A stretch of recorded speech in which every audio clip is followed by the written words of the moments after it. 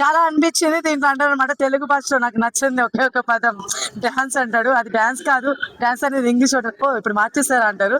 So చాలా బాగా అనిపించింది. కానీ ఫస్ట్ సాంగ్ వదిలినప్పుడు ఆయన డాన్స్ ఏంటో మైకేల్ జాక్సన్ కి ఏమాత్రం తగ్గనికుండా ఇంచుమించు మొత్తానికి కవర్ చేస్తారు. ఆ లెవెల్ వేస్తారు డాన్స్.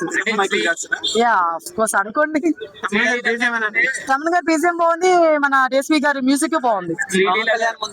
శ్రీలీల ఆ కూతురులాగా ఎక్కడ లేరండి, మరీ చెప్తున్నారు. కూతురులాగా ఏం లేరు. ఆ హీరోయిన్ బాగున్నారు, కాకపోతే ఇంకెవరైనా పెట్టుంటే బాగుంది అనిపించింది నాకు, ఎందుకో తెలియదు.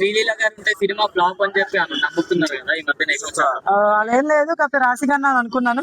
బట్ ఏం చేస్తాం, ఇద్దరు ఉన్నారు, చూద్దాం. అంటే ఇక్కడ లక్ ఎవరు, పవర్ స్టార్ గారు ఉన్నారు కదా, ఇంకా ఎవరున్నా ఎవరు లేకపోయినా ఏం కదనమాట. పడతాయి, ఖచ్చితంగా పడతాయి. పడకపోతే ఎలా ఉంటుందో అందరూ తెలుసు.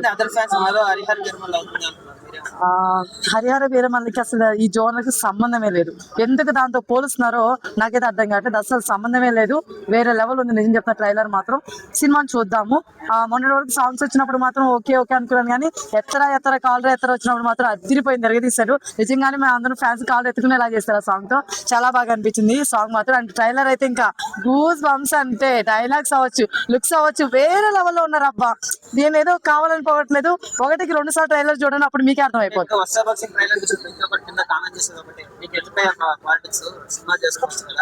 చెప్పిన హామీలు ఏది నెరవేర్చట్లేదు, సినిమాలు అంటావు, రాజకీయాలు అంటావు అంటారు కదా, మీరేమంటారా?